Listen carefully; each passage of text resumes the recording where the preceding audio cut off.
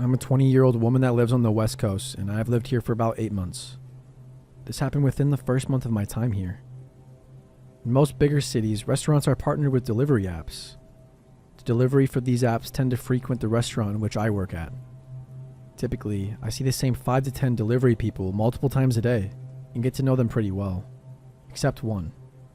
He only came in while we were busy and always tried to talk, and in annoyance, I would always ignore him. But one day, this man came by to pick up multiple orders. I gave him the food and turned around, barely acknowledging him. That is when the questions began. I should have seen the warning signs then.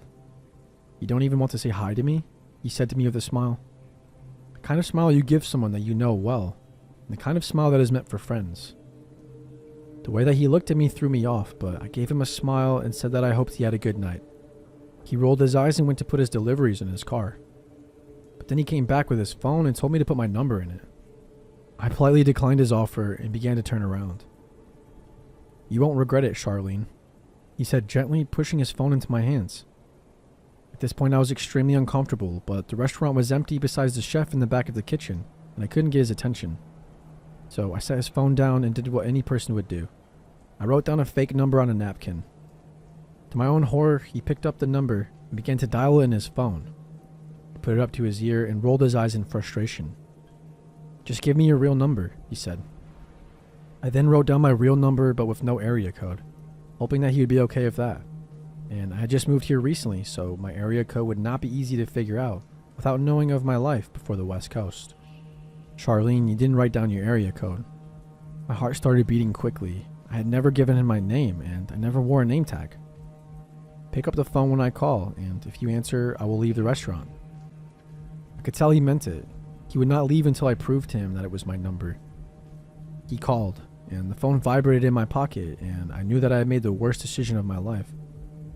I showed him the phone, and he left. I loved my job, but the worst part was the distance. I always took the bus home and had to make multiple switches in order to get home, and it was typically an hour commute. This was not a problem during the day, but by the time I got off work around 11, it was risky. About halfway through my commute, I received a call from a number I didn't recognize. I answered out of curiosity, and partly because I thought it was someone asking me to cover their shift the next day. But the voice said, "Oh, babe, you didn't have to take the bus home. I would have driven you home. Someone as pretty as you should never have to do that. What are you doing tonight? Do you want to come over? My friends are with me. We can come to your place." I quickly hung up the phone. When the bus reached the stop about a block from my home, I was lucky enough to see that my neighbor had been sitting near the front of the bus, and I was able to walk with him back to our apartment building. For the next 2 weeks, I received 10 calls a day at least, and maybe 15 texts, all of which were increasingly strange. Most of them were just about how pretty he thought I was, but then they began to make me extremely fearful. He began to offer me money and tell me that he could find me a better job, suited more for a girl like me.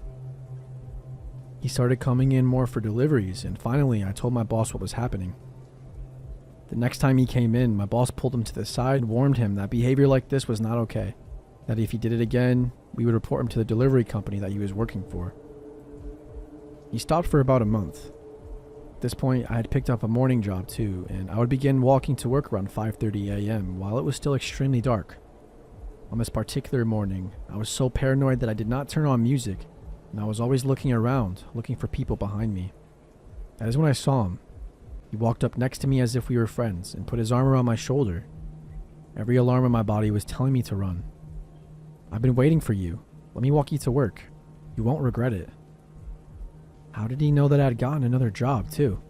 I declined, telling him that I needed to do homework and turn into the cafe that was closest to us. I made the workers aware of the issue, and they allowed me to stay inside until he finally decided to leave the area. That's when the private calling began. The frequency of the calls began to pick up, and he would leave angry messages. In my mind, what I did next was a good idea, but I quickly learned how wrong I was. The next time he called, I answered the phone. When he asked why I never made an effort to talk to him anymore, like I even ever had, I told him that I was gay, and that there wasn't anything wrong with him, he just wasn't my type. "Just give me a chance. I can change you. You never had a man treat you right. You won't regret it." Things stopped for a while. There was a text here and there, but about a month ago, I began to get weird comments on my Instagram posts. Wow, so beautiful. There are so many things I would do to you. Stop ignoring me. I'm trying to treat you right. And many other comments of this nature. I blocked him and he would make a new one. He would then call me again a few times and leave a few long messages that I would try to ignore. I stopped taking the bus and made sure everyone between my friends and family were aware of the situation, just in case anything ever happened to me. Then on Valentine's Day, he showed up again at 3 a.m. outside of my window. I woke up to my name being screamed outside. You see, I live on a busy street and my bedroom has large windows. I had them open this night because of how beautiful the night had been before I fell asleep. I turned over without lifting my head as I knew he would never be able to see me. About every 5 minutes, he would scream my name and say that he could see me and he knew I was there. He told me to come down and talk to him, and right before he left, he said one more thing that I almost didn't hear. You won't regret it.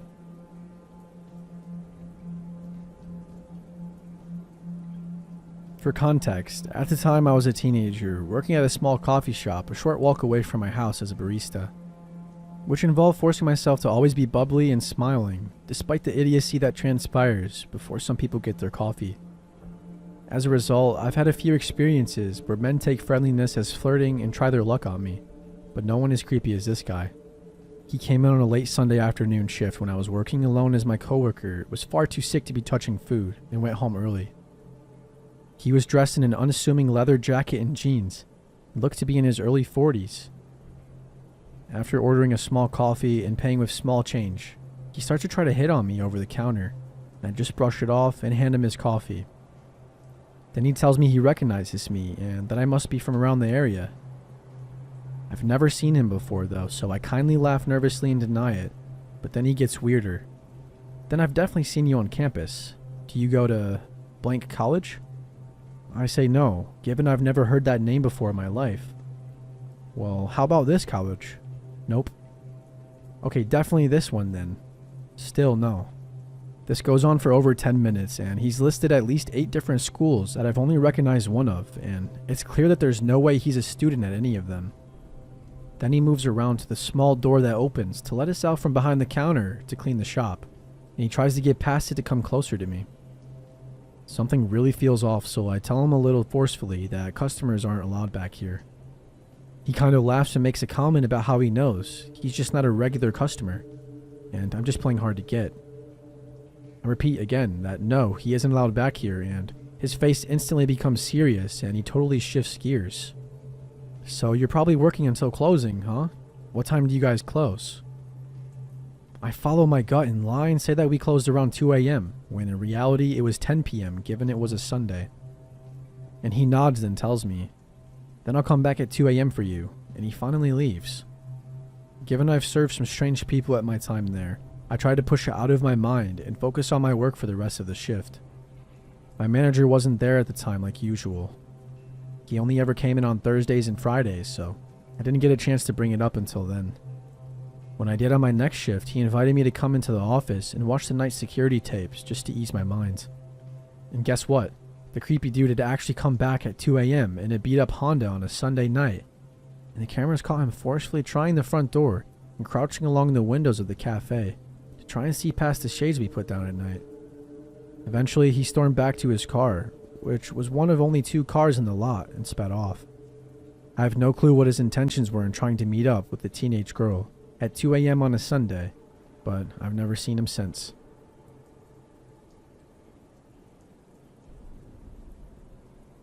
So my Psycho X stalker story happened on the west coast of the United States about 11 years ago. I was a 23-year-old female living in my very first apartment. I was single, working part-time, and going to college, so I was more focused on getting my life together than dating. Valentine's Day was approaching, and of course I didn't have a special someone in my life at the time. So a coworker of mine thought it would be a good idea to hook me up with the single guy she knew named Jack. Jack and I talked on the phone for a few days before meeting in person. When we eventually met, Jack bought flowers, candy, and told me immediately how attracted he was to me, even saying that I'm his girl now. Kind of struck me as an odd thing to say as it was our first time meeting, but I thought he was really handsome. He was 6'1", I'm 5'3". He had a gorgeous smile and seemed really sweet, so I just brushed the oddness off. We hung out for a few weeks, and during that time, Jack started acting very strange and clingy. He was very quiet and liked to ask questions about me and told me a lot about his personal life, but besides a simple hi, he basically ignored and never spoke to any of my family or friends who came to visit often. He also wanted to occupy all of my time, wanted to know what I was doing all the time, and would get angry if I was busy or had other plans. He wasn't physically abusive, but really possessive. He even told me he loved me a month or so after knowing me, but I laughed it off thinking he was joking. One night, he actually got on his knees and proposed to me. I told him we had only known each other for a few months and that we should wait until we were both ready. Besides, he didn't even have a ring. He said he was ready to get married as soon as possible. We can go to the courthouse now and that he'll buy me a ring later. No thank you. If it's meant to be, we'll get married when the time comes, I thought. The very next week, he gets back on his knees and proposes again. Still no ring, and saying that he was ready now. At this point, I started to freak out. Not only was he clingy, but he was moving way too fast for me. I mean, we had only known each other for a few months. I was still busy with work and school, so I told him maybe we should take a break from hanging out for a while. He got this really weird look on his face and got really quiet, but eventually started smiling and agreed with me that we should take a break. A few days of not hearing from him, I came home to find him sitting on my staircase. I asked what he was doing there, and he just said, "Waiting for you," and smiled. After an awkward moment of silence, I told him he needed to go home. He got up and left, but then he started to randomly stop by my place. If I was there, I pretended not to be. He would knock for 30 minutes sometimes, leave for a few minutes, and even come back. He started waiting on my staircase for me to get home so much I had to hide in my neighbor's apartment and wait until he eventually left. He called my cell non-stop and I just ignored him. After a couple of months of this, he just stopped all of a sudden. I was completely relieved, like he finally got the hint. About 3 months of not hearing from him, I got a call from an unfamiliar number. I answered and it was Jack. He wanted to know how I was doing and wanted to see me. He also said he told his mother about me and that she wanted to meet me too. I got super creeped out and upset and I told him no, to lose my number and to stop calling me. I guess he heard the opposite because he started randomly knocking on my door again. He knocked on my door a couple times, and each time I had a friend or family member tell him to leave and to not come back, and each time he just smiled and said okay. The third time he came over was the last straw for me. I had my best friend tell him I wasn't there. I was, but was hiding. He asked her if he could wait for me inside my apartment until I got back. She told him no, and then he tried to push his way in. My friend called my name and I ran out to help her shut the door. Heart racing, I told him I was going to call the police if he didn't leave and to never come back ever again. He mumbled something through the door, and then I could hear him walking down the stairs. I ended up not calling the police that night, but I regret that decision to this day. Jump forward about 5 or 6 months later. It was a bright, sunny Saturday afternoon. 2 of my younger sisters, 17 and 14, were visiting. I was still laying in my bed because I had a major migraine. Since I lived alone, I had gotten used to leaving my bedroom door open so I could hear everything. I could hear them watching and talking about Vanilla Sky, the Tom Cruise movie. I could also hear kids laughing and playing outside. Nothing weird whatsoever. I took more aspirin, then dozed off again, but was awakened shortly by a loud bang. At first I thought maybe a kid bounced a ball or something off of my door, but then I heard a really loud bang, again, and my sister started yelling. "What the hell is that?" Just as I was about to get up to go see what was going on, bang again. I heard screaming and then a man's voice yelling, "Get the hell up." I started to panic, so this part might sound kind of messed up, but since I had no clue what was going on or who the person was, I slowly closed my door and blocked it with a dresser. Sat on the floor in front of the dresser and called 911. In my state of mind, I thought it would be much better to get the police over ASAP, instead of risking my life even further by running into an unknown situation. Anyway, I told the operator someone broke into my apartment, and it sounded like he was threatening my sisters, and that the police needed to come quick. The operator asked me a lot of questions about how many or what the intruders looked like, but of course I couldn't say because I was still laying in bed when it started. While I'm speaking with the operator, I could hear a guy's voice asking, "Where's your sister? She doesn't know what I had to do for her. I love her." I heard more screams, and then I heard, "She's in the room." At that point, my heart started beating triple speed. I don't know why they told this person where I was, maybe just out of pure terror, or maybe getting me back for not coming out of my room to check on the situation. But next thing you know, my bedroom door was being kicked really hard. So hard I actually thought I had started sliding across the floor. He stops kicking my door and says, "If you don't open the door right now, I'm killing everyone." I was so damn scared, literally crying, begging and asking the 911 operator where the police were. The whole ordeal was only about 5 minutes, but in a situation like this, time slows way down and it seemed like it went on for hours. I guess the intruder must have heard me talking to 911, because all of a sudden he stopped and took off running out of the apartment. I was still on the phone crying with the door shut, and one of my sisters knocked and said it was okay to come out now because he's gone. I opened my door and was like, "Who the hell was that?" They said Jack. I couldn't believe it. In broad daylight, Jack kicked in my door with a sawed-off shotgun and threatened to kill my sisters and myself. The police ended up catching him about a week or so later. During this time, I found out through the police report that there was a previous incident that occurred with Jack a couple of weeks before my incident. The police were called because someone was shooting a shotgun in the air. When the police arrived, they found Jack holding the gun. They asked why, and he said because someone broke into his apartment, stole his weed, and cut the tip of his tongue. Not kidding. The police just issued that guy a ticket, which is crazy in of itself. Anyway, I actually helped catch him by giving them one of his family's members' address that I found in the phone book, and they caught him headed to their house. He confessed right there, but after he was arrested, he pleaded not guilty, but ended up taking a plea deal and only ended up serving 5 years. I moved to a different state after that. An even scarier part is, I found out that when he got released, he moved into a halfway house literally right down the street from my old apartment where he kicked my door in. 11 years have passed and I still don't feel completely safe. I feel at any moment I could run into him randomly or hear my door being kicked in again. I keep moving constantly. I change my number every year, and I carry pepper spray and tasers with me everywhere I go, and I never go to bed without checking if the doors and windows are locked tight. I still even put a chair under the doorknob before I go to sleep at night.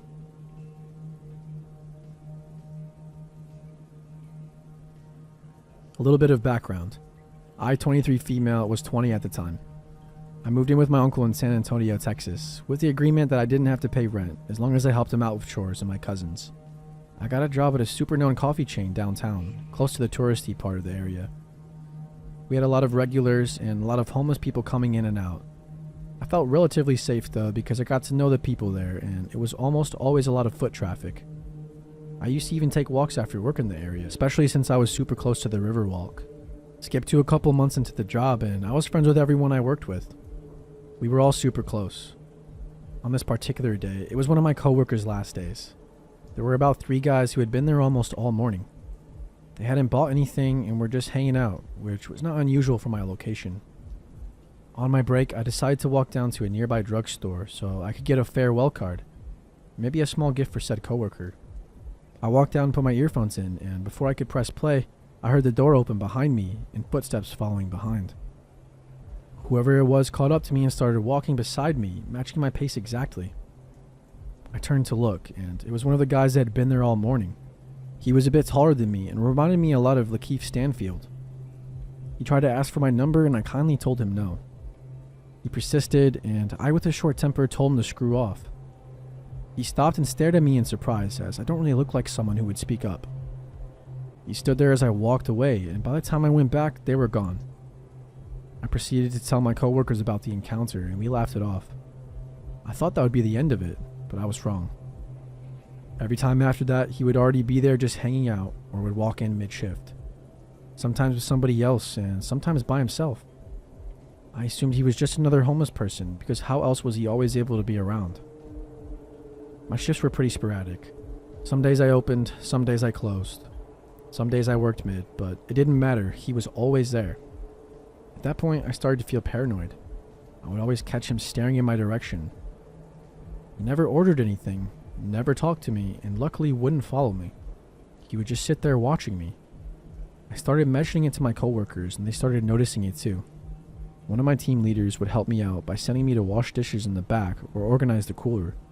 My coworkers would also try to place themselves to try and block me from his view. I started feeling uncomfortable at work. Sometimes when I closed, a coworker would walk me to my car before heading home themselves. Then one day, when he was just staring, I was working the register. He walked up and ordered a water. I asked for his name for the order. I now had his first name. He took his water and sat down. I had mentioned him before to my manager, but because he hadn't really done anything, we couldn't do much besides note it to the manager book. The next day I worked with my manager. It was him, 2 other coworkers, and me. I told him I had to go to the bathroom real quick. There were 2 bathrooms right next to each other, but sort of hidden from the coffee bar and register, and they weren't gender specific. I walked around the bar to the lobby area. I had to pass his table and walk down the lobby to get to the bathrooms. I noticed him get up before going inside. I sat down to do my business when someone rattled the knob. I shouted out that it was occupied, but whoever it was kept rattling the door until I finished. When I opened the door, no one was there, and walking back, I noticed him adjusting back to his chair. I was super freaked out and told my boss.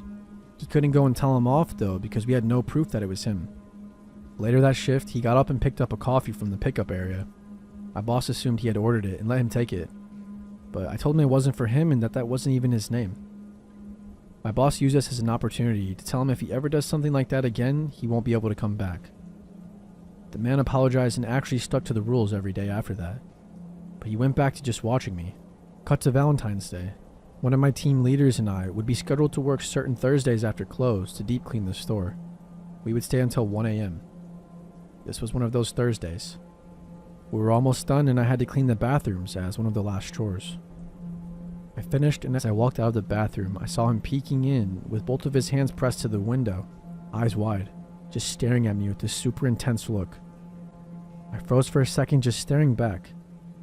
I noticed on one of his palms that is pressed to the window, a purple foam heart.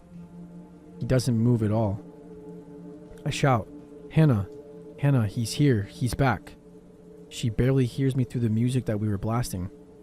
Hannah was the team leader who would help me hide from him, so she knew the huge fear I had towards him.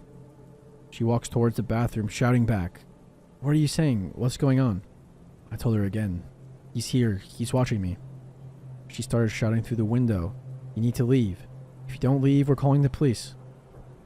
I step out a little to see if he'll leave, and he's ignoring her, and his eyes were fixated in my direction.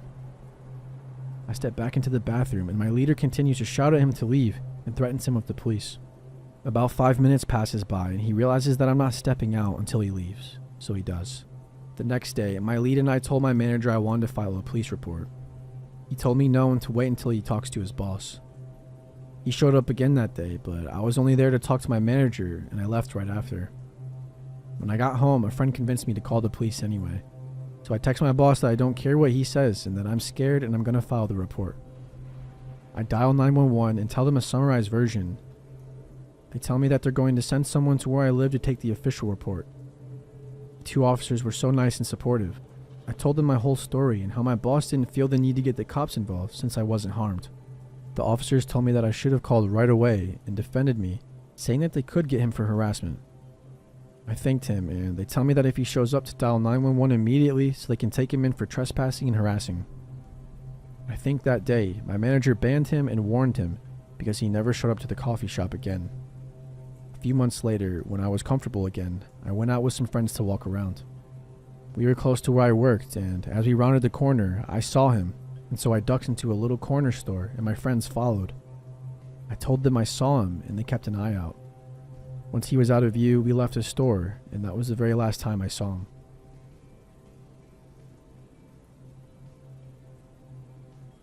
When I was in high school, I lived in a really small town in Texas.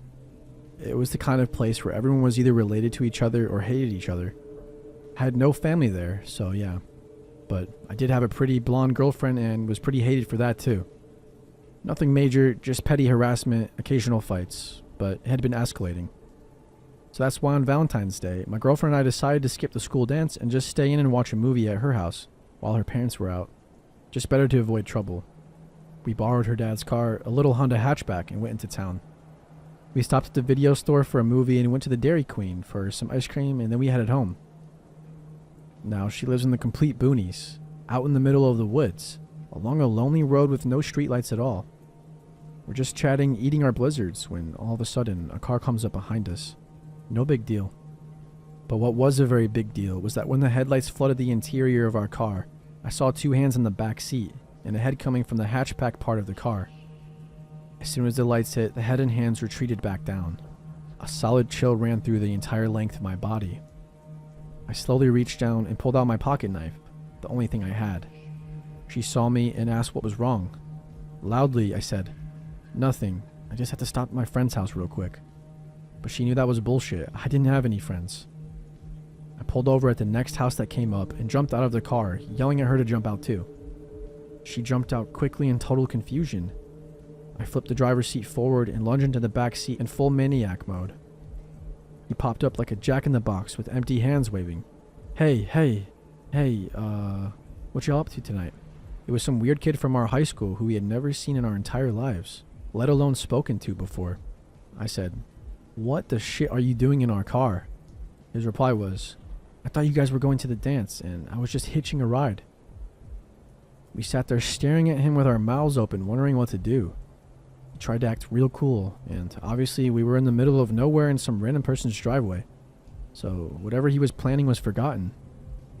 We actually ended up driving him to the dance and dropping him off. The whole time he's telling us to come inside with him. Yeah, I don't think so. We dropped his ass off and noped out of there as soon as we could.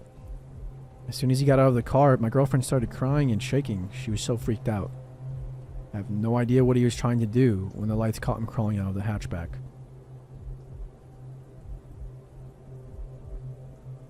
I got some Dunkin' Donuts this morning, and it brought this story back to my mind, so I figured I'd share it. During high school and college, I worked at Dunkin' Donuts for about 7 years and bounced around to a few different locations. I was used to working at the Dunkin' in my town, where we would get the yeast rings delivered periodically and frost them ourselves as needed. I transferred to a new shop about a half hour from my house with all the same responsibilities except for the donuts. They were delivered by corporate, and they arrived frosted almost perfectly. They looked like the plastic donuts that they show in commercials, always round and not squished together, and they would dip them in frosting so it was evenly spread and neat. It was a busy Saturday morning and it was close to Valentine's Day, so we had a fresh order of brownie batter donuts delivered that morning.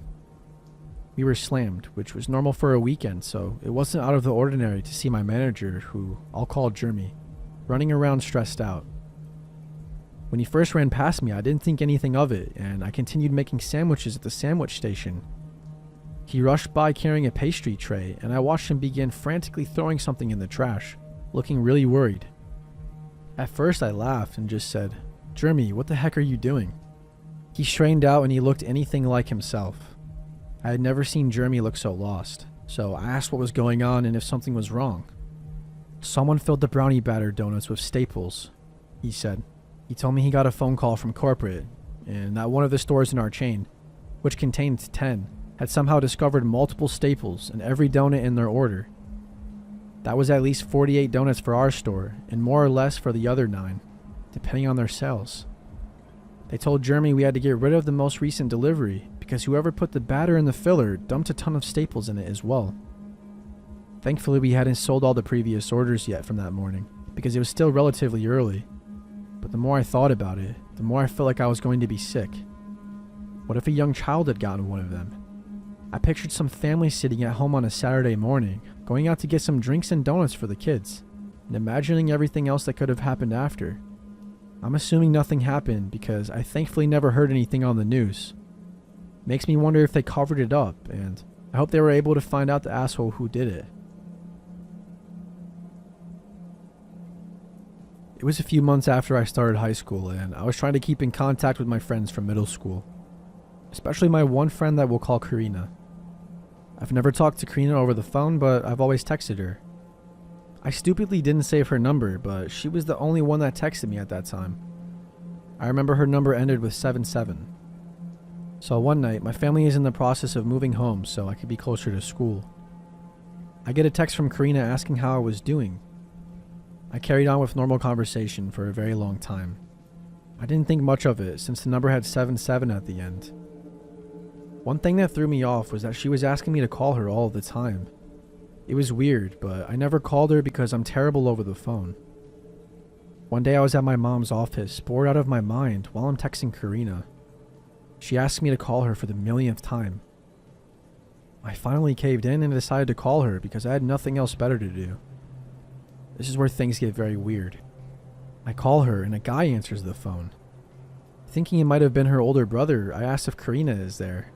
He then asks, "Who's Karina?"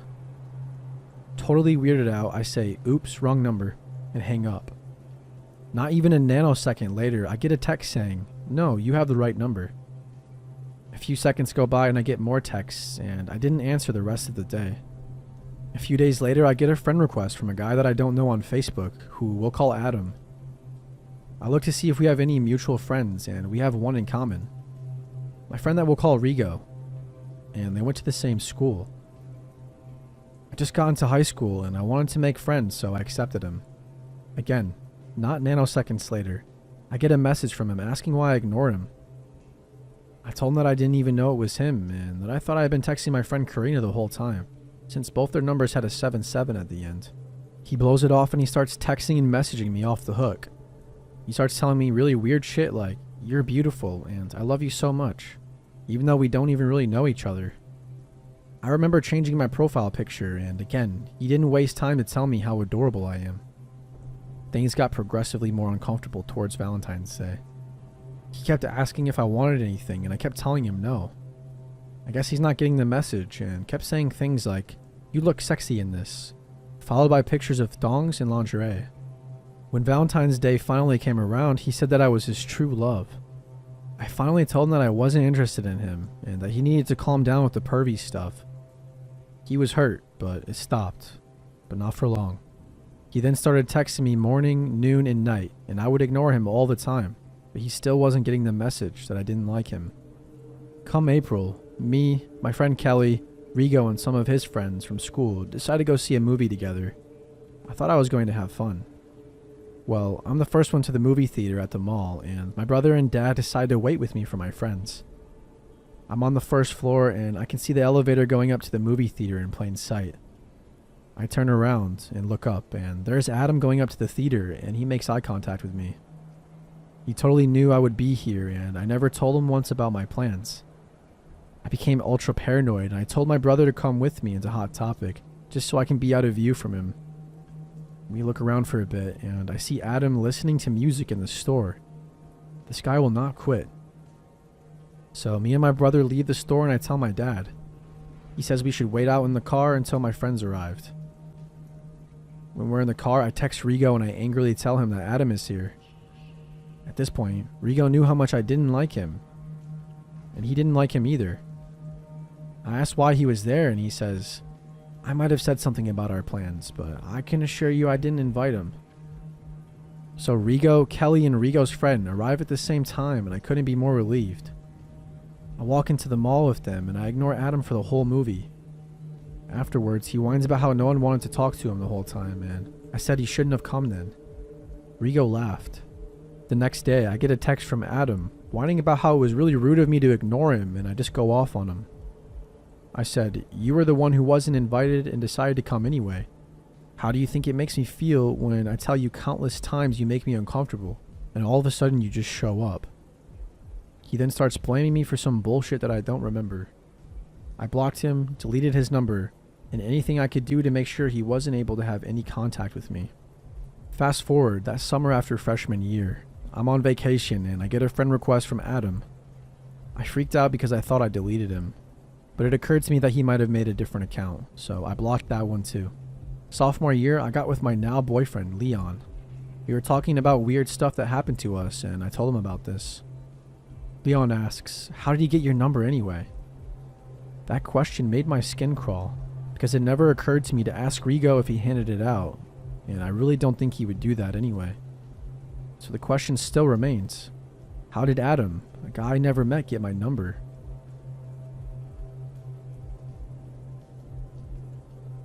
Before this story, just some quick notes.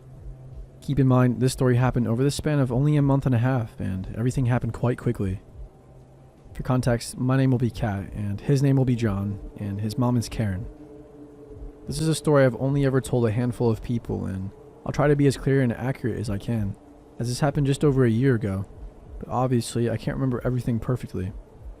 And I know I made mistakes, and I'll probably mention it a few times, but honestly, I've criticized my own decisions a million times over, and it's just not useful to think about what I could have done differently at this point.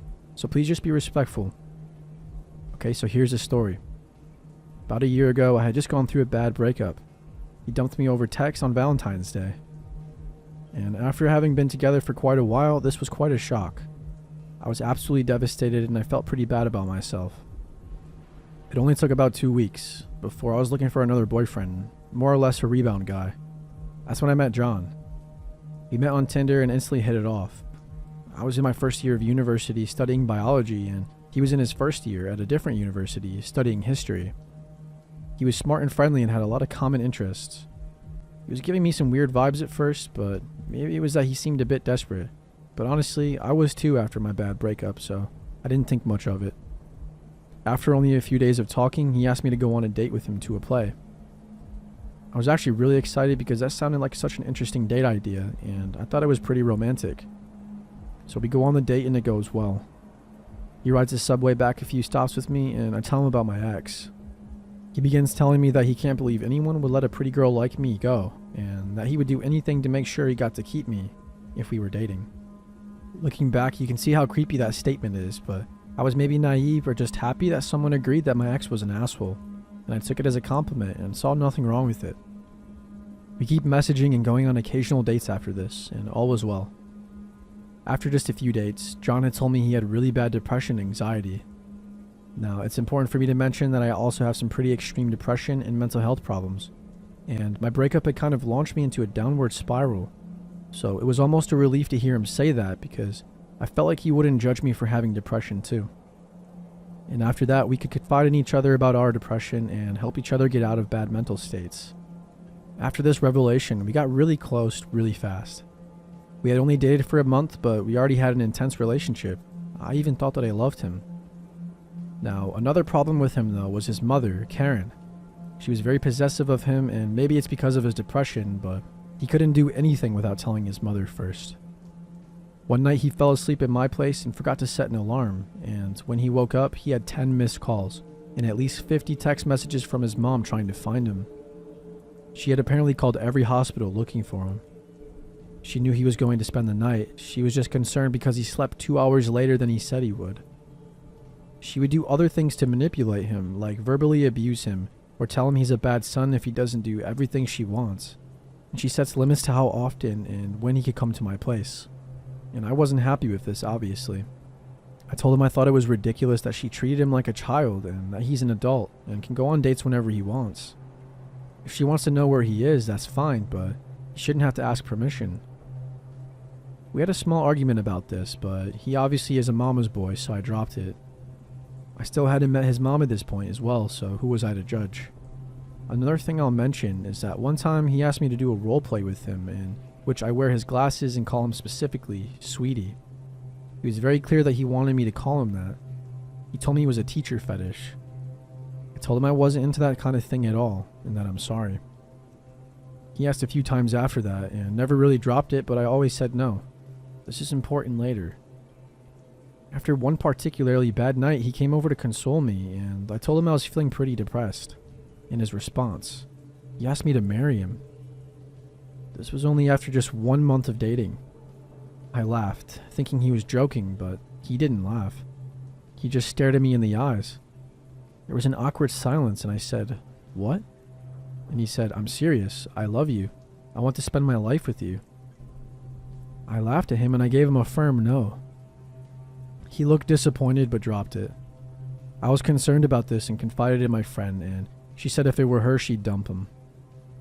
I thought it was quite strange, but I really relied on the emotional support he gave me, and he was very emotionally fragile at the time, so I decided I'd just pretend it didn't happen. I'd like to mention I know I made mistakes and ignored red flags, but when I was with him, he often implied or even stated that I was too mentally unwell or unattractive to ever get anyone better than him, and said other manipulative things that made me feel like breaking up with him would be really bad for me. A few days later, I went to his place for the first time. He lived with his parents, so when his mom got home from work, I of course introduced myself.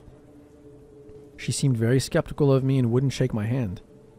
She gave me a fake smile and said, "Hi," then started focusing all her attention on John. "Hi, sweetie," she said, giving him a big kiss. On the lips. Yeah, she also wore very similar glasses to him, and continued to call him sweetie all night. That was basically the only thing she called him. Sound familiar to anything else that I mentioned? Yeah, I was very much creeped out, but I kept my mouth shut. His mom never spoke to me, only ever talking to me if it was necessary, and I got a very weird vibe from her. I had only gone to her house and met her willingly one time more after this, and it went basically the same, except this time, I was doing homework, and she kept making comments about how I was stupid, because I couldn't do my homework on my own. I tried to argue with her and got called a bitch, but John shut us both down and we all moved on. His dad also lived there, but mostly said nothing and lurked around in the background, not saying much or staying in the basement, so he's not really important to the story, just an interesting detail.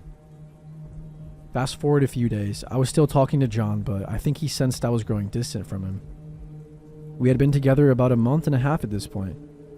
I get a text from John very late at night telling me he was upset and needed me, but I had a midterm the next day and I told him I'm sorry I can't be there.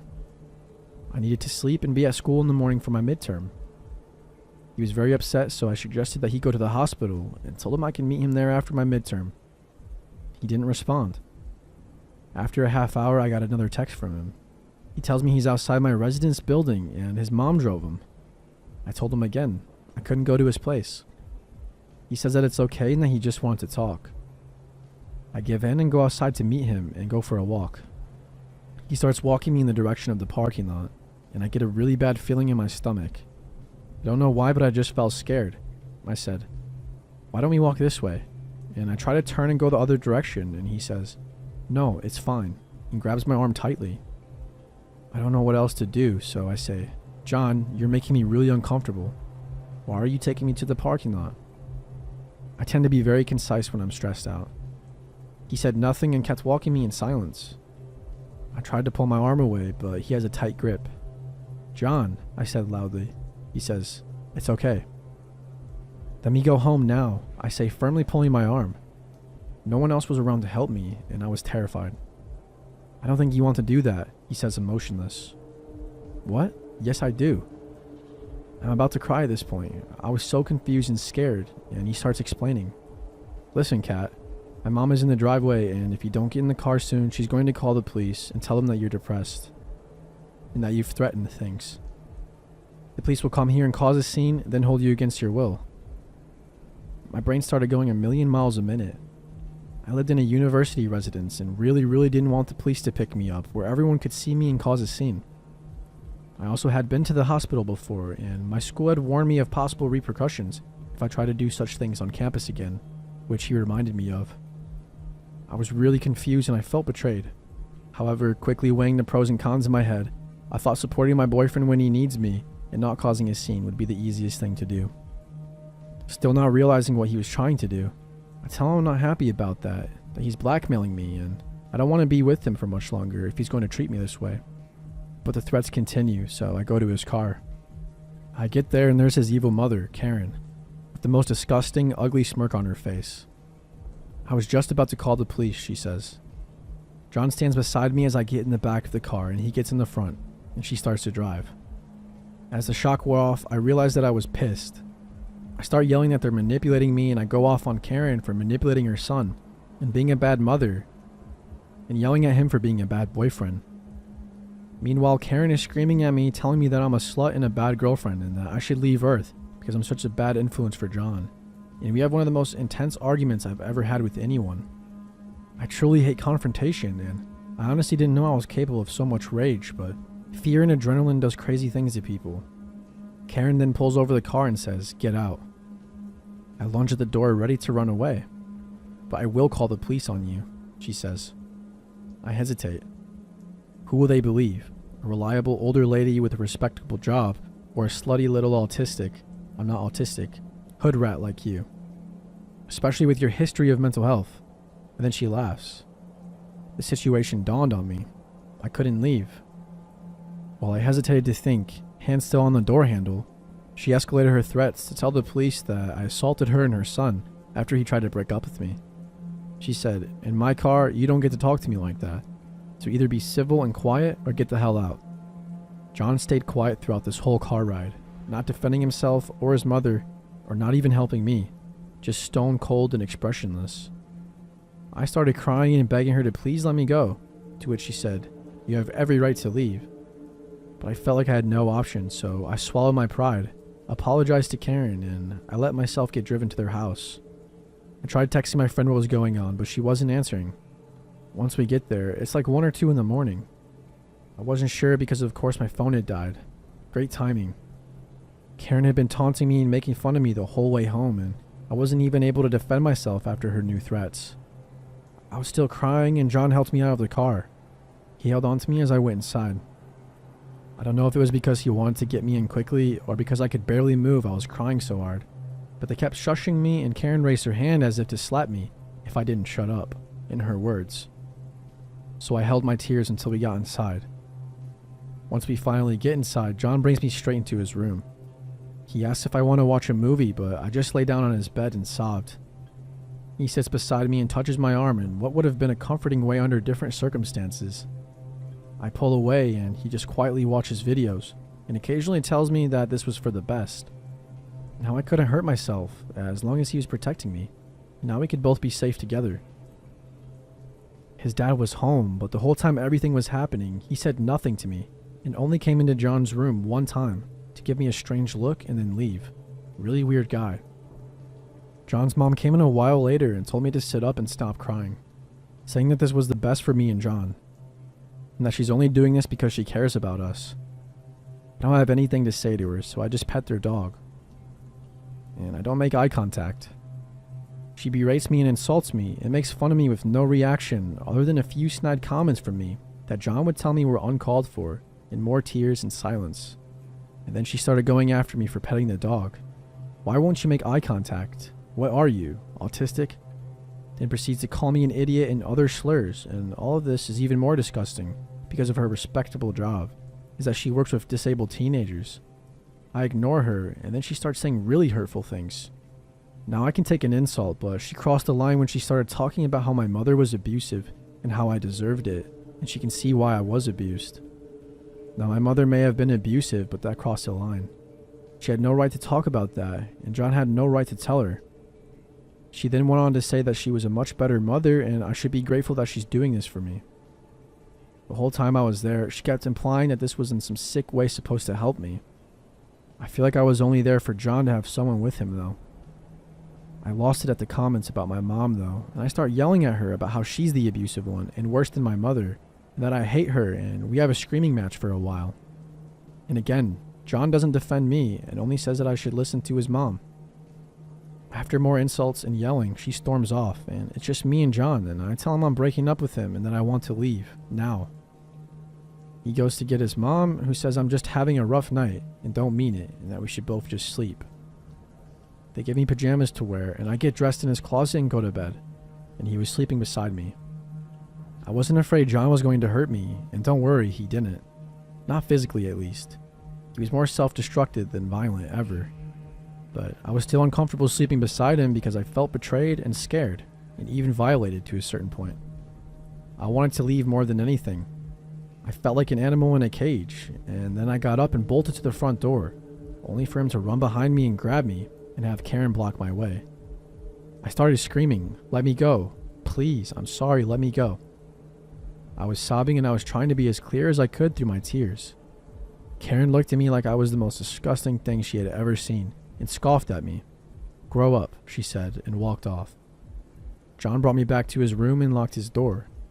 His mom came back and he let her in a few minutes later, and she had some kind of pill to help me sleep, she said, but I refused to take it. She kept insisting and I kept saying no. "I'm not trying to poison you," she kept shouting, but I didn't trust that bitch at all. John took one first to prove they were safe, and it was clear after over an hour of arguing, and John taking one, that I wasn't going to have a choice. I pretended to take one at first, but this bitch checked my mouth and made sure I actually took it. Basically shoved one in my mouth after she realized I didn't take the other one. After a while, I felt very tired and I fell asleep. I still don't know what she gave me, but it tasted awful, and it was the kind to dissolve under my tongue. She had them in a clear plastic baggie with no label. I woke up the next morning and John and his mom were both in the kitchen eating breakfast. I saw my chance. I was alone. I got dressed hella fast and found my phone where he had hidden it, still not charged. He had my fare card for public transport in the case though, so I pocketed my phone and quickly snuck to the door. Nothing had ever been so intense for me before. I put on my shoes really quickly and opened the door and ran. I ran like the wind, on the verge of tears and shaking. I had never ran so fast. I didn't know the neighborhood that well, and I didn't know how to get home, but I just needed to get away. I have no idea if they chased me or not, or if they even noticed right away. The dog stayed quiet. I eventually found a bus stop, and I got on the first bus to show up. I pull out my card, tap it, and of course, it didn't have any money on it. My brain just buzzed. I had no way to get home. I needed to be on this bus, and I had to get away. The bus driver shrugged and said you should have money. Meanwhile, I was still staring at my card. Then I just started crying. I practically fell over that I was crying so hard. I tried to explain what was happening, but I was crying so hard and talking so fast that it made no sense. And the bus driver said, "Whoa, are you okay?" And I screamed, "No." I started crying harder. He just quietly handed me a transfer, and I thanked him and sat down really quickly, noticing everyone staring at me. I put my hood up and cried quietly. I still didn't know how to get home, but I realized the bus was going to a subway station, and even though it was a long ride, I could get home from the station. As soon as we got there, I ran onto the subway, still crying and shaking. I probably looked like quite the sight. The subway eventually got to my school, then I realized I couldn't go home, because John knew where I lived. And God, he would have called the police, I knew it. I didn't know what to do. I saw someone with a phone charger and ran over and asked if I could please charge my phone, that it was an emergency. Typical millennial me didn't know my friend's phone number. I charged my phone, face covered in tears, and probably smudged mascara, and immediately texted my friend. I had told her right before my phone died that John and Karen wouldn't let me leave their car, and she had sent quite a few messages, and had apparently tried to come to my house to look for me. I told her where I was and asked if I could go to her place. She lived somewhere else on campus. I got many messages from John as well. He just said that he needed me and that I needed him, and that I'm making a huge mistake. Absolutely anything and everything to try to make me respond. Now, you guys will probably judge me for this, but I went to visit him in the hospital. I don't know why after all that I decided to do this, but I did. After I got to the ER, nurses took me aside and asked me if I was depressive, and of course I said no. I was legally an adult, so they couldn't take Karen's word over mine and didn't hospitalize me. I told John we were over and I hope he gets better soon, but he was mad at me. He said his mom told him how I was depressed and how she said that she heard the nurses talking to each other about how I was lying to get attention and all this other bullshit. I tried to defend myself to him, but I just left defeated and gave Karen the middle finger and literally ran the hell out and never looked back. I crashed at my friend's place that night and I slept on her floor for a week. A while later, I got a text from one of John's friends, basically insinuating he was extremely depressed and that it was my fault. And I told the guy that after what that family did to me, they can all go to hell and to never message me again, and I blocked the number. I have no idea if John is alive or not to this day, but I did get some revenge in the end. A story for another day. As you might have noticed, I didn't call the police. I did speak to a police officer about it eventually, and the concerns were about how Karen would be more reliable than me. I didn't have much evidence, but they said if I want, I could file a report, but honestly I never did. I wanted nothing to do with them. To those who want to say I wasn't actually kidnapped because I wasn't tied up or anything, which someone has said to me before, I may have been allowed to leave physically, but emotionally they made me feel like I didn't have a choice to stay, and they did drug me, so I don't know, man. When I was 16 years old, I decided to surprise my parents with a bouquet of flowers for Valentine's Day. We've always celebrated this as a family holiday rather than a romantic one. I didn't have a car to drive to a florist, but my high school was within walking distance of a hospital boasting a gift shop that sells floral arrangements. Between classes during the week on Valentine's Day, I set off for the hospital by my lonesome, cutting across campus to walk through a network of side roads populated with specialty doctors' offices that keep odd hours. The sort of buildings where traveling doctors mainly hold surgery consultations or perform small procedures a few times a month. The trip there passed without incident. As I was walking back though, I noticed an unkempt 1990s car close behind me. While my memory of the car is hazy, I am left with the impression that there were at least two men with whose faces I could not see. Initially, I assumed that the driver was simply afraid of hitting me, the reason they weren't passing by. So I made a point of dramatically walking further into the grassy shoulder of the road demonstrating to them that they could safely drive ahead. But they still refused to pass me by, continuing to creep along behind at a slow pace. Beginning now to suspect that the driver was more interested in me than a destination, I began to walk faster. The car confirmed my suspicions by matching my speed. Despite the impracticality of my shoes and the threat of spilling water from my vase, I commenced to run as fast as I possibly could. That was when they hit the gas and again matched my speed.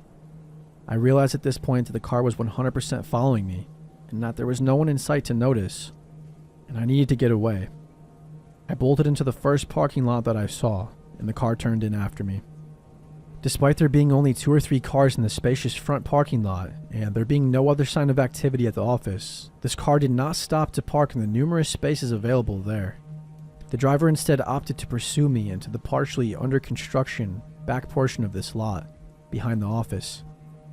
It passed every available parking space to corner me against a pile of debris and rubble from the construction, coming to a diagonal stop less than 3 feet away. Before anyone could emerge from the vehicle, I somehow managed to scale the small prominence of rubble against my back, vase in hand, and jumped from its peak to land painfully on the other side, which fortunately was a plot of undeveloped land within sight of my high school campus. I took a quick peek back over my shoulder to see if they were still in pursuit, but the car had sped off after I reached the top of the rubble pile and was now nowhere in sight. They had not parked in the lot at all. They had no business there. The driver was 100% following me. I sprinted at top speed and didn't stop until I was soaked with sweat in the dead of winter and panting in the student lounge among my classmates, who didn't seem to give a damn when I told them. Possibly because our hometown is supposedly a human trafficking capital and the crime rate is outrageous. Although I'm convinced that this was something more informal than human trafficking, as a dilapidated car suggested poverty. And I have read human trafficking usually arises through grooming and not being snatched off the streets. In retrospect, I should have told an adult, or alerted campus security at the least, and called the non-emergency line of the local police station, but I was young, foolish, insecure, and afraid of getting in trouble for leaving campus when I didn't have a signed permission slip permitting me to do so. I kept trying to convince myself that I had misread the situation or was overreacting. I don't know what I would have even told police had I called them, as I was entirely ignorant on the subject of cars and couldn't have identified the make of it had I been asked. And I couldn't see the faces of the occupants. I was also just worried that my parents would restrict my already extremely limited freedoms if they knew I had been in danger. I feel horrible having never told anyone and truly hope that my secrecy hasn't led to someone being hurt or killed. I believe the only missing people, aside from runaway children or elderly adults with dementia in this city right now, are men, aside from one woman a few decades ago.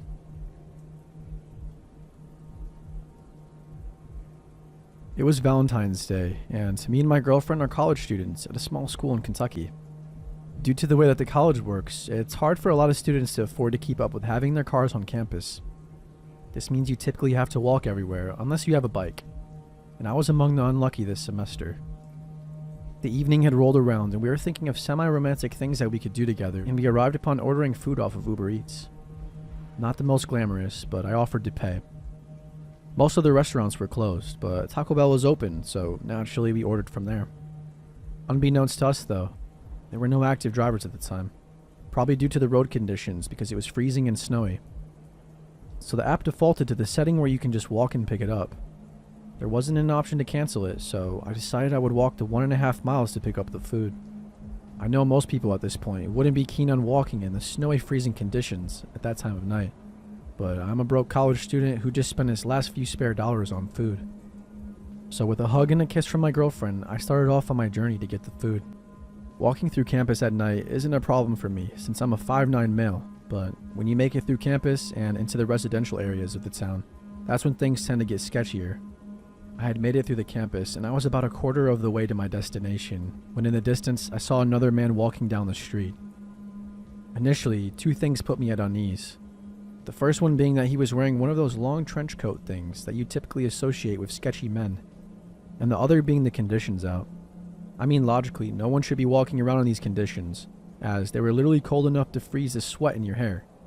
I pushed these thoughts back, assuming he was either in a similar situation as me, or he just really enjoyed the cold weather. I did switch sides of the street though, as I'm a tad socially awkward and I hate talking to random people I don't really know. We both continue our walks and pass one another, and it seemingly goes off without a hitch. Neither of us acknowledged the other and we just kept walking. Being the wary person I was, I looked over my shoulder, often in these kinds of situations. He was walking the same direction he had been, which is good. I kept walking and still throwing the occasional glance over my shoulder for safety. About 2 minutes after me and the mystery man had passed, I cast a glance over my shoulder, and I noticed the man was now walking my direction, and a bit faster than I was walking.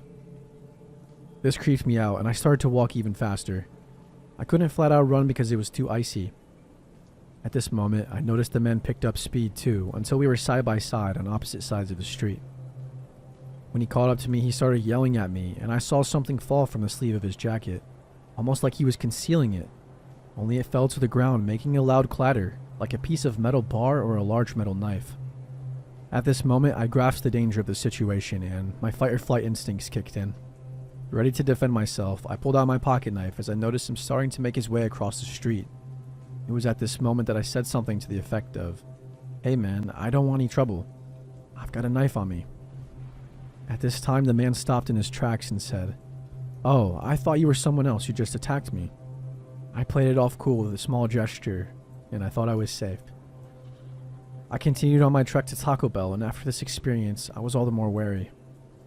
As I was looking over my shoulder, I noticed the man from before on the same path that I was on. I just walked as fast as I could to the Taco Bell, while throwing glances over my shoulder. Except at some point, the man just mysteriously vanished. Made it back to college campus without any more events, but I had a hand on my pocket knife at all times. To this day, I have no clue what this man's intentions were, but they didn't seem good.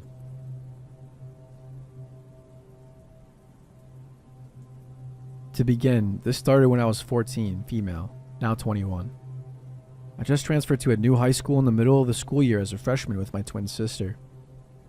I was enrolled in a Spanish 2 class where I met Tony, and that was where the obsession began. But when I started my class and met Tony, I initially thought he was attractive. He was tall, had brown hair, and beautiful eyes for a guy. But I did notice he was extremely shy and kind of awkward. But I made up excuses to talk to him, asking him about the homework and other meaningless small talk. He took to me and asked if I wanted to walk around during lunch and talk, so I happily agreed. He was very obviously not confident, and he didn't know how to initiate conversation, so a lot of the time I did most of the talking, even went as far as asking him for his phone number. After a few days of texting and talking, I can tell he doesn't have any friends and he is kinda negative, and he has a pessimistic view towards life. It was rather draining and disappointing. Things he would say were kind of unsettling, or I guess just unusual for me. He would text me fantasizing about being a superhero, kind of like roleplay, in which I was the damsel in distress and he was always my savior. He had an obsession with the killer from the Scream movies. Overall, he was a nice guy, but different from what I was expecting or attracted to. Time passes and Valentine's Day is coming up, and we are talking practically every day, so he asked me to be his Valentine. I agree somewhat reluctantly. So it's Valentine's Day. He walks up to me and gives me a pack of Hershey's Kisses and some Twizzlers. I don't like Twizzlers, so I handed them back to him, gave him a kiss on the cheek, and went to my class. Yes, I know that was kind of a bitch move, but I was honestly losing interest in him at that point. And I told him before I didn't like candy like that. During the day I received more gifts, flowers, and candy from other friends. And I see Tony, and I can tell he's extremely upset by this, but he doesn't say anything.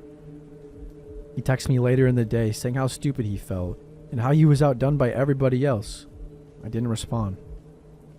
Over the next few weeks, I gradually talked to him less and less. In class is awkward, and I can tell he wants to say something to me, but never does. I later learned from my twin sister that he asks her every single day about me, and if I'm talking to someone else, even if I like him, and how to win me over, confiding in her that he has never even talked to a girl before. And at first I think it's sweet, but I still no longer had a romantic interest in him. We would talk at school sometimes, and he would bring me homemade cookies and walk me to the train station. Still text and try to call me in the evenings after school. But now I was talking to someone new who eventually became my boyfriend for the rest of high school, Brandon. When I started dating Brandon, I knew that Tony was absolutely devastated. He then started telling people around school that was his first kiss. I was confused because I didn't know a kiss on the cheek counted as that, but to each their own. It was somewhat upsetting because people were getting the impression that we dated or that I played him, which was not the case at all. I would still talk to Tony as a friend. He was in the same grade and classes as my new boyfriend, and he would always tell me how he thought Brandon didn't like him and that he felt like Brandon knew about us. I told Tony there was nothing to know about us because we weren't anything but friends. And Brandon was totally chill, non-confrontational, stoner type. Not in his nature to stir up drama over nothing. And definitely not the jealous type. The school year was coming to an end, and Tony comes running up to me the last day of school and hands me this, I shit you not, 60 to 70 page notebook, wide ruled if it makes a difference, explaining all the ways he's in love with me and how everybody at the school thinks poorly of me, and how he can treat me better. I read it once, and I show my twin, and she tells me how weird and uncomfortable it makes her, and we both agreed on that. I stash it away and I don't speak of it to anyone else. I act like nothing happened, and I still talk to him as a friend occasionally. I worked a lot in high school in my free time, and I spent a lot of time with my boyfriend and friends, and I didn't think much about Tony. Time goes on and we eventually stop talking completely. I see him around school and he never really is with anyone else. He was always alone. Which I didn't really find strange anymore, considering how awkward and quiet he can be. Fast forward another year. I'm a junior. Tony and Brandon are both seniors, getting ready to graduate. Tony texts me out of the blue one day and tells me he has written a book, and it would mean the world to him if I could be the first to read it and give him feedback. And being the person that I am, I agree. So he meets up with me at school the next day and hands me this thick notebook and tells me to take my time reading it and to give him honest feedback when I was finished. I read this story in 4 class periods. It was around 300 pages long. Anyways, the story takes place in a Game of Thrones setting. The 3 main characters are Eric, which is Tony, Elva, me, and Isaac, Brandon. For the sake of confusion, I'll be referring to the characters by our real names. The only reason I know the characters were us and not fictional was simply by the way he had described them, literally identical to our physical appearances. In the story, Tony was the son of the king or whatever, and the rest of us were mere peasants. But Tony was always in love with me, but I was with Brandon. It was the annual time where our kingdom would go to battle with another for honor and glory, gladiator style. Tony thought it would be a wonderful time to prove himself and volunteered. The night before our kingdom traveled to where the battle would take place, my character went to Tony in the middle of the night to express her love and fear, and they ended up having very graphic sex. It was truly disturbing to read. The next day after they arrived at the place of battle, my character went to his room again where the same graphic encounter occurred again, and during which Brandon came looking for my character and in which we were caught. My character told Tony I didn't really love him and ran after Brandon to apologize for being a harlot. Tony was absolutely devastated and ultimately let his opponent kill him in battle because he couldn't handle the loss of the love of his life. Our kingdom goes back home, and in the middle of the night, Brandon sneaks through the window and murders me. He slit my throat. In the end. As you can imagine, I was absolutely horrified and creeped out. I threw the book away and never told Tony what I thought about it, but he must have known because he never asked for it back. Tony and Brandon both graduate and life goes on. Tony didn't try to reach out to me for a few years until I was around 20. He messaged me on Instagram in the middle of the night. Show me your feet. Submit to daddy. I always looked at your feet at school and would fantasize about them, along with links to a few foot fetish websites. I promptly blocked him. The next day, he messaged me on another account, which was a foot fetish and bondage account that he ran. He asked me why I blocked him, but I just blocked him again. Earlier last year on my new account, he messaged me basically calling me a whore and how he wishes I would die, and how he hated everyone we went to school with and hoped they would all die, and how he fantasized on how he would kill me for all the pain I caused him. I was genuinely afraid, but I didn't know how to handle the situation. Was it really a death threat? I don't know. I later learned that he worked at a diner down the street from my apartment, and I avoided it at all costs. I've since moved, and I haven't heard from Tony since, but multiple girls I went to high school told me he was obsessed with me, and would constantly talk about me to them, and how he would message them the same disgusting things while he was on a drunken binge. I live in a small town in the Midwest. It's super safe. crime rate is pretty low and consists of mostly domestic disputes and traffic violations. There's only about 20,000 people in the town, and it seems like I see someone I know or at least recognize out in public every day. Back in 2008, I was about to turn 19, and I wanted to have a real party for my birthday. I graduated from a private Christian high school the year before, and I hadn't ever partied before, even during my first year at a state university. I just wasn't ever interested because my friends weren't either. I was just a small town girl at a big university who didn't really get noticed much, other than guys on my boyfriend's dorm floor asking what I was doing with him. They were all hitting on me, but I loved my boyfriend. That year I decided it was going to be different. I had dropped out of college, which is kind of stupid, I know, and I broke up with my boyfriend. I had a few new friends who did party, and they seemed to always be talking about how much fun it was to go to house parties. I wanted my 19th birthday to be the first time I got drunk, so I had my older friends help me buy alcohol and invite all of our close friends over to my house. The night came and went. Fun was had, and my friends commented on how great my house was for parties. I lived alone in a 3-bedroom house with an attached garage, so people who wanted to stay over could stay in one of the bedrooms, and people who wanted to smoke had easy access to the garage. We sometimes moved my car out of the garage and played beer pong too. My friends really pushed the idea of having more parties, and I loved the thought of meeting new people, so we started partying at my house every weekend.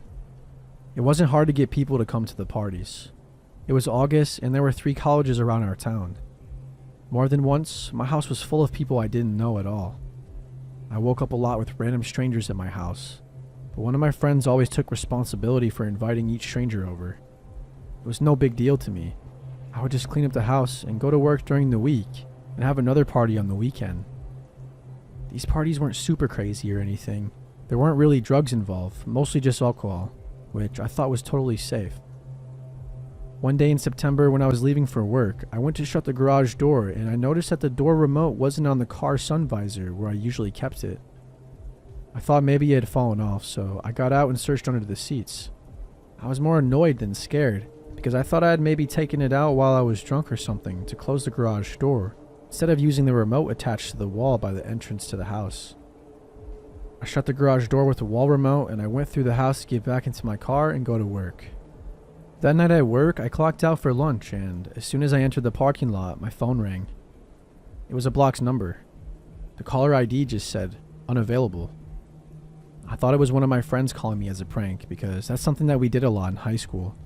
So I answered, expecting someone to ask me something stupid in a weird accent, but there was nothing, and I mean complete silence. I thought it was weird, but I hung up. I didn't want to waste my lunch break dealing with stupid pranks. Everything continued on normal as I worked the rest of my shift. We closed the store and I was walking to my car when I get another call.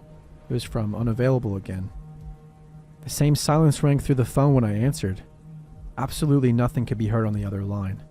I really thought it was one of my friends then because I hadn't had any missed calls, and how would this person be calling me as soon as I clocked out and had my phone on me? My friends knew my schedule, so that was the only explanation. I called my friend Lacey and she said that she had no idea what I was talking about. I didn't believe her at first, but then her boyfriend verified that she had been with him and they did not call me. I wasn't sure what to think, but I brushed it off and forgot about it as soon as I got home. I had the next couple of days off, and usually on days off I slept in pretty late. I woke up around 11 the next day and got out of bed. I grabbed my phone and went into the living room. My phone rang and, you guessed it, it was unavailable calling. Again, I heard silence when I answered. This happened a couple of times throughout the day and I was getting pretty annoyed by then. I was also annoyed that I still couldn't find my garage door remote. I looked everywhere that day and I finally just gave up. I thought maybe it had fallen out of my car somewhere. Fast forward about 3 weeks. The calls started happening every single day. The most unsettling part of this is that they would only happen when I was available to answer the phone. I never had any missed calls during work or when I was asleep. As soon as I would step out of my workplace, unavailable would call. When I would wake up in the mornings, unavailable would call again. I really thought it was someone going to some great lengths to play a prank on me, but then even weirder stuff started happening. I stopped parking my car in the garage because it was so annoying to go through the house to open or close the garage door. One day when I left for work, I backed up and heard a loud scraping noise. I got out and there were huge tree branches underneath my car. I had no idea how they got there or when they got there, but it sure was annoying getting them out from under my car. About a week later, I heard a loud bang at the front door and went to check it out. There was a tree branch sitting on my porch, resting on my front door. This is when I called Lacey and basically told her that I had to stay at her house that night. I was terrified. I went to Lacey's and sure enough, Unavailable called. By now, it had almost been a month since this began and I was so frustrated that I stopped answering. So I didn't answer that call. Then about 5 seconds later, Lacey's phone rang.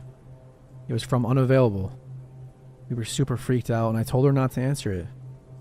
I knew then that it was either a mutual friend playing a crazy long prank or we had a real stalker on our hands. I decided to tell one of my managers at work what had been happening. He immediately told me to call the police the next time I get a call, and that if I didn't call, he would.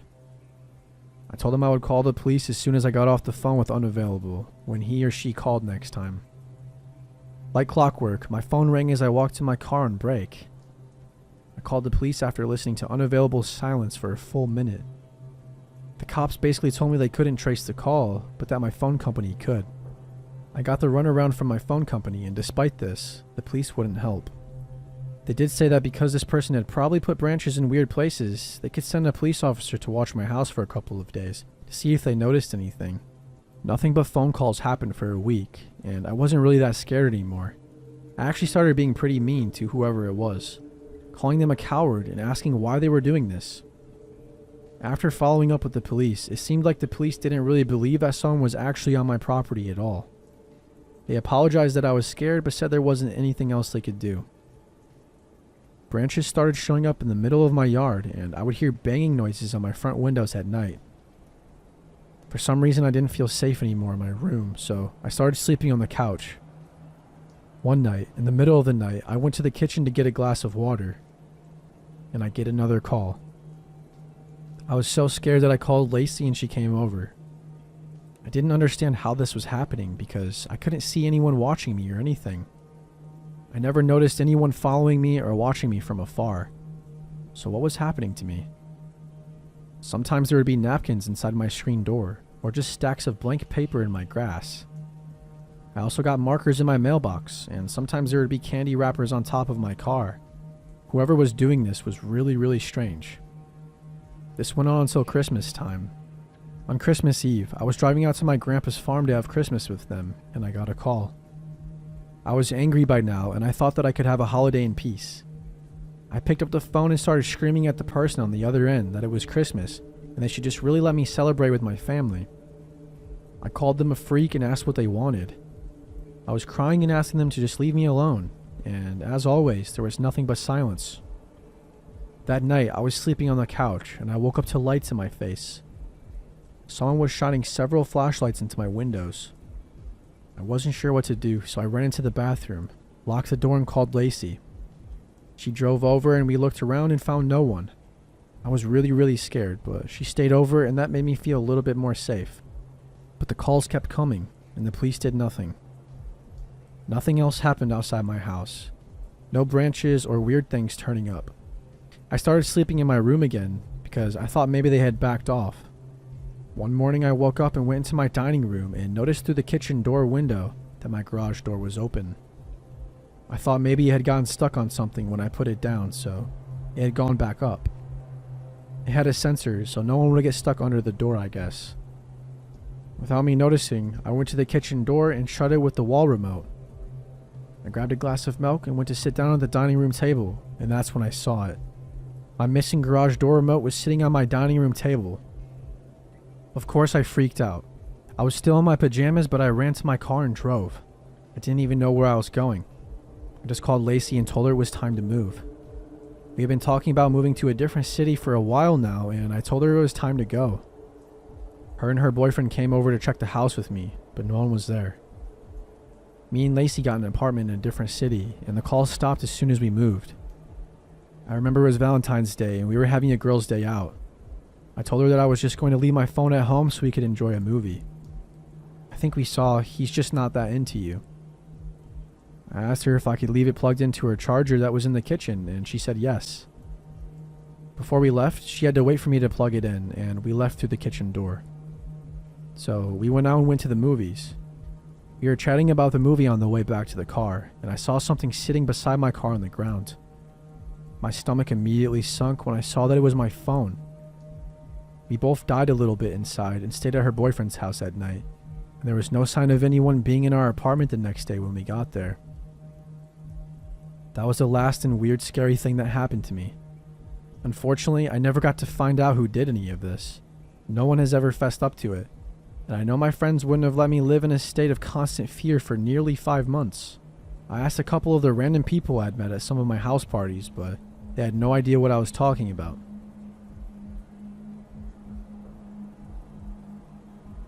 This happened when I was in high school, long ago. My mom just recently found the paperwork about it when she cleaned out her office upon retiring from the police department. I remember being upset and scared when it happened, but reading the details as an adult, it sounded even worse than I remembered. I was 17, female, working at a flower and gift shop.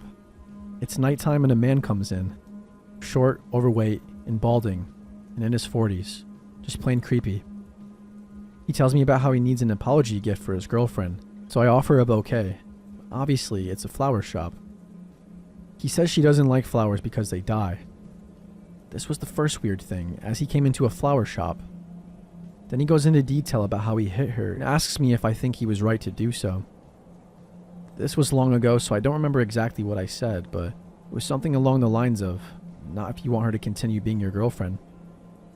He then tells me what a great job I'm doing and asks when I get off of work. But I dodge answering and he leaves. Nothing more from this guy for 6 months. Then right before Valentine's Day, he walks in the door 1 minute before closing.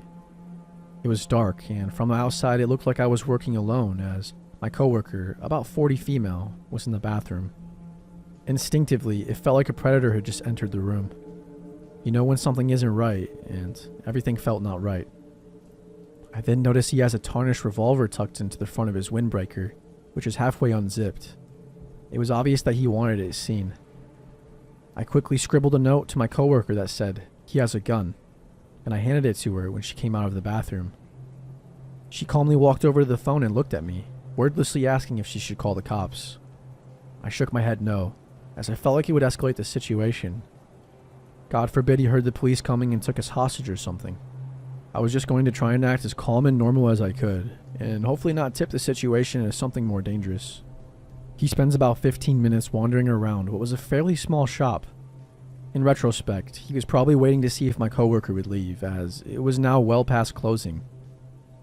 Finally, he places an order for pickup on Valentine's Day, which gives me his name and the info for the police report that I'm sure as hell about to file. He buys a card and pulls out a wad of $100 bills, which he slowly thumbs through as looking for the right one to use for payment for his $40 order. I asked him if he wants a bag, as it wouldn't be very inconspicuous if he just showed up at home with the Valentine's card.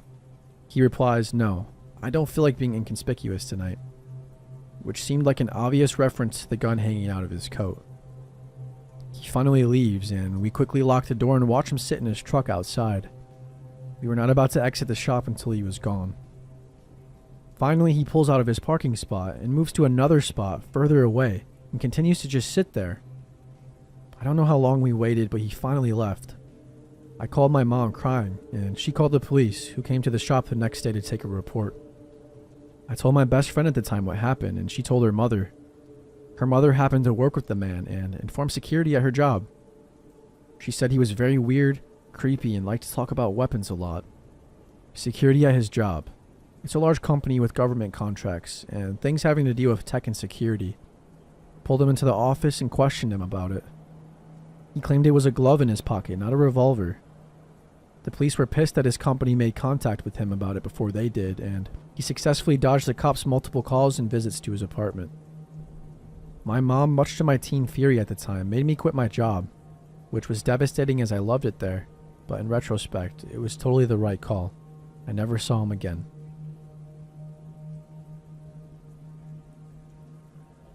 I am a female, and I was kind of a dweeb in middle school.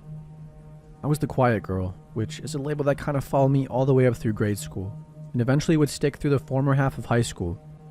I was picked on for it to some degree, but ultimately most people ignored me, which I decided was preferable to being hassled every class period. I was also not into very girly things and having a preference for video games and drawing, which kept my pool of like-minded friends pretty trimmed down. I was mostly too shy to approach any boys, whether that was in pursuit of friendship or whatever else, so I mostly stuck with a pair of chicks who, despite going their own ways and becoming homecoming queens in the following years, really enjoyed my awkward and quirky company at the time. I believe I was in 8th grade and Valentine's Day rolled around. Being an insufferable nerd, initially I didn't give it much thought. Our school did this silly thing in which you could, in the days before Valentine's Day, order carnations and have them delivered to other students, anonymously or otherwise. Needless to say, I wasn't expecting one at all. But in the first period that day, which happened to be gym for me, I was sitting down for roll call and the flower delivery person came in for their rounds. To my surprise, my name was called. I was so floored that at first I didn't speak up, assuming I heard the wrong name or something. But sure enough, after a few pointing fingers from the rest of my class, I was a confused but flattered recipient of a nice peach-colored carnation. I hadn't had the slightest clue the sender was, of course. By lunchtime, I was itching to see if one of my gossipy know-everything girlfriends had any leads. They too were surprised to see me sit down with my lunch sporting a carnation, though not in an insulting way, and they were very keen on getting to the bottom of it. They were thrilled to think there might be some shy boy with an interest in me. And after the initial shock, I was too. They did a bunch of asking around that lunch period, and by the end of lunch, they had a potential candidate. His name was Josh. I didn't know him very well, but I had a couple classes with him, namely art. I believe he was also in my math class. He too was a very quiet, lonesome, nerdy type, and I knew he was into video games. If only from the art project we were doing at the time. He made something with the Super Smash Bros. Theme, and I thought that was pretty cool. He had glasses, long curly blonde hair that he kept up in a ponytail, and he wore all black pretty regularly. Immediately, my mind wandered through the prospect of having him as a boyfriend, going home with him after school to play video games and draw, and whatever else two dorks would find interesting. My friends had concluded it was him after talking to some guys who knew him, claiming that he said he bought a peach carnation anonymously for someone, though they didn't know who. It seemed sufficient information though, so we all got it in our heads that he was the culprit. The following few days, I kinda half expected him to eventually come forward. I watched him fondly from a distance in my art class, though not too obsessively. I certainly never had the balls to go ask him about the flowers. What would I ask anyway? What if my friends and I were wrong in our detective work? That would be pretty awkward. And being the socially anxious creature I was, not even the prospect of having my first boyfriend could prod me towards something so potentially devastating. So I waited, with much patience and empathy. Weeks passed and I was never approached. Despite how exciting it originally felt, it drifted to the back of my mind, and I quietly accepted that we were probably wrong. Either way, it seemed unlikely that my Valentine was ever going to fess up, whoever he was. I eventually had better things to think about, just forgetting about the incident altogether. Fast forward a few more weeks, and I walk into a circle of the popular kids in one of my classes whispering about something. My seat being where it was, I could hear everything that was said. They seemed pretty disturbed, and they were talking about some quiet guy who had left notes in one of his classes that they found. The notes were essentially weird, cryptic poems entailing his desires and plans to shoot up the school, and other horrid material. I never personally saw the notes, but it was very concerning, and as the conversation went on, it became undeniably clear who they were referring to. So when they started trying to remember his name, with repeated failures, I finally spoke up. "Josh?"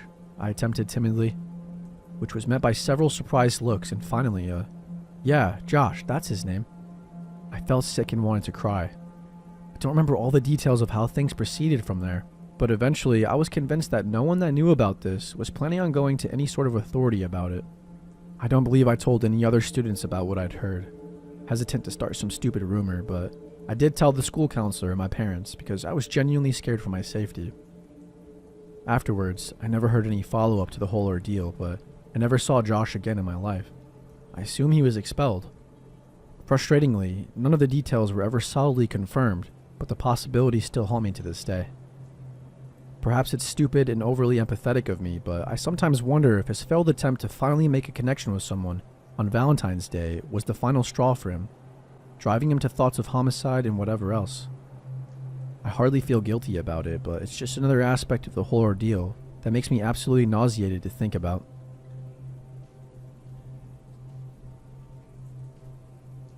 When I was a kid, my mom and stepdad owned their own maintenance company. We lived out in the middle of nowhere in the south. All the neighboring towns were very small, and everyone knew everyone. Because of this, there has always been a heightened sense of trust amongst the community. Every so often, my mom and stepdad would get a job that was just too much for them to accomplish on their own. So when that happened, they would hire local boys, usually from the high school and community college, to help out. Again, we lived in a very small town that still very much believed in Southern hospitality, so it wasn't all that unusual for these boys to be invited over for dinner with my family. John was in his mid-20s and had only recently moved to our town from New York City. John was a bit awkward, but he was a very hard worker, and at first he came across as a very kind-hearted young man. I was 11 when Josh started working for my family. He would come and join us for meals after working for my family all day. My big sister, who was just a few years younger than John, had recently moved out west, and I missed her a lot. So when he began to show interest in me, I was very excited. Look at that. Now I have a big brother figure who thinks my middle school drama is interesting to listen to over dinner. My family really liked John and hired him for the next few jobs that they got. John continued to be very friendly toward me, but I and my family always interpreted it as someone who wanted to be nice to me. September rolls around, and John has worked for my family for a couple months now. My birthday is coming up, and my family promises to take me bowling, which was an hour's drive away, so it was a big deal for me. They tell me this when John is around, and somehow he ends up inviting himself. I remember thinking it was kind of weird, but John had always been nice, and I didn't want to be rude and said I didn't want him around. My family was also heavily involved in the local fire department. Every year we would volunteer to do this haunted hayride event where basically people would dress up like monsters and go out into the woods and scare the guests that came through, with all the money going to the fire department. The event was scheduled to start 2 weeks after my birthday. My mom mentions it to John, and he says that he's really interested in it, and could he help out. My mom, bless her heart, is the sweetest little southern lady and says of course he can, that she'll put him in contact with the man who runs it. Well, John ends up doing it, and plot twist, he ends up being put in the same area as my family and I, because he apparently didn't want to work with strangers. Okay. This is when things started getting pretty weird. Mind you, this event required us working long, late nights out in the woods. In the beginning of the season, there would sometimes be long gaps between groups. The first weekend we had a gap like that. A boy I was friends with was working the next station over, and I told my mom I was going to go say hi to him. I took the path through the woods, so in case the group came through, they wouldn't have seen a small preteen girl covered in fake blood skipping through the woods, because that's hardly scary. As I'm walking, I hear something and turn around. It's John. I ask him what he's doing, and he said he saw me leave and didn't want me to get hurt. I told him that I was fine and that my mom knows where I'm going, and that these woods are very safe. The most dangerous animals around here were deer. He said he didn't feel comfortable with me walking by myself and grabs my arm. This freaked me out when I pulled away and said I was going to go back to our station. The rest of the night, John always managed to show up whenever I was alone to talk to me. I never mentioned this to my mom because I still felt like my dislike for John was rude. I mean, my family liked him, so surely I should too. Fast forward to February. He hasn't been around much because most of the work hasn't required him. But then, on Valentine's Day, I get home and see a vase of red roses in the kitchen. I ask my mom if my stepdad gave them to her, and she says no. She then hands me the card. It says something along the lines of, my name, and then you're the most beautiful girl I've ever seen. I love you. My mom asked me if there were any boys at school who would send me something like that. I told her no. We exchanged carnations at school, and I had never had a boy interested in me. The next week, John swings by, not all that unusual. While he's there, he asked me if I liked my flowers. I played dumb and asked him what flowers, which upset him. I told my mom and she was pissed, and asked him what he was playing at. He insisted it was just a friendly gesture and that he hadn't meant anything by it. He just thought a pretty girl deserved roses on Valentine's Day, he said. My mom told him to never pull shit like that again. So come April, mysterious bouquets of flowers start getting delivered weekly. then almost daily. My mom knew that it must be John. She calls him and tells him to cut it out and that he's not welcome over anymore.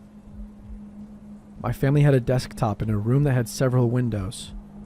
One evening I was downstairs dinking around on the computer when I heard a tap on the window, and I looked out, and there's John standing on our porch, smiling with this really creepy smile. I get up and poke my head out of the door, and I tell him that my mom doesn't want him coming around. He says he just wants to talk to me. Being a dumb 12-year-old, I step out on the porch. He then proceeds to tell me that he wants to wait for me and that I'm the most beautiful woman he knows and that he loves me, but that he knows I'm too young, so he's willing to wait a few years. I make up some excuse to go back in the house and get my mom. I'm crying at this point, while my mom and stepdad go downstairs and tell him that they will shoot his ass if he doesn't get off of our property right now. He gets pissed off and says they're trying to deny us our love. What the hell? My stepdad says he's serious about getting the gun, so John eventually leaves, but says that they can't keep him away from me. So we go to the cops and we get a restraining order. Remember the whole small town part? Well, turns out small towns don't take well to grown-ass men who harass little girls. John essentially gets driven out of the town and goes back to New York City, and we were all thinking that was going to be the end of it, but then the phone calls start. He would call from prepaid phones and pay phones, so the numbers were never consistent. At this point, my mom forbid me from answering the phone unless I knew who it was. Before, I would always answer unknown numbers if I was home alone, because our home phone was also the work phone, so it was usually clients. My mom didn't tell me until much later that the calls were getting continuously more violent and sexual in nature. We would always call the cops, but very little was done. Then things stopped for a while. It seemed like everything was over. I started high school and soon forgot all about creepy John. Boys my own age began to like me and everything seemed to be normal. Until the end of my senior year of high school, a letter came addressed to me, and inside was a horribly graphic letter talking about how I was old enough for him to come back. I was only 16, by the way. And that I had better dump my loser boyfriend because it was time for him to come back in my life. And that he knew I wanted him and he would do whatever it took to make sure that we were reunited. The cops were called again and my school was informed. I only had a month left of term and spent that last month with my teachers, watching me like a hawk. My mom insisted on coming to pick me up every day. I didn't have my own car at the time and I wasn't allowed to leave with anyone else. We get a call from the cops a few weeks later telling us that John has been arrested for unrelated charges, but that they can't disclose more than that. I thought that would be the end of it. Since I graduated so young, I didn't leave for university until the next year. 17, about to turn 18. I moved a few hours away and landed a pretty sweet acting gig the fall that I moved. In October, 2 scary things happened in 1 week. Another letter arrived at my mom's house, just as scary and threatening as the first. Then on my job, which largely involved a lot of audience interaction, a lady handed me a note at the end of the run. I was confused but kept it, only to open it in the dressing room. It was addressed to me, using my full name, inviting me to meet up with her and her friend. We didn't have any programs that listed names, and I had never seen her before. I have no clue if it was related to John at all, but given that he had just made contact again, I was incredibly shaken up by it. I hadn't heard from him since. I've moved again since that last letter. I don't know if he's still in jail. I certainly hope so. I just hope that, as traumatic as all that was for me, he never pursued or, heaven forbid, attacked any other young girls.